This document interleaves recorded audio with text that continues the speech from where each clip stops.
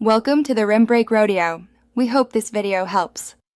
In this video, I will explain how to use your Garmin Edge 520. First, ensure your device is fully charged. It offers up to 15 hours of battery life for long rides. Next, securely install the quarter-turn mount on your bike's handlebars or stem.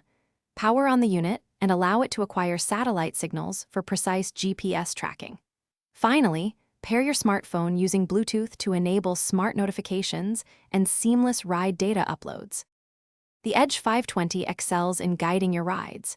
You can load pre-planned courses onto the device, which then provides clear turn-by-turn directions.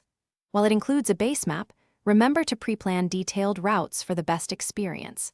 A fantastic feature is Strava Live segments, allowing you to compete against your personal records or friends in real time. You will receive on-screen alerts for upcoming turns and segment challenges, keeping you informed. Personalize your riding experience by customizing the data screens on your Edge 520.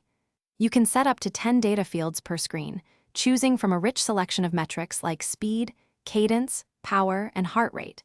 Create multiple activity profiles, such as race or train, to quickly switch between preferred displays.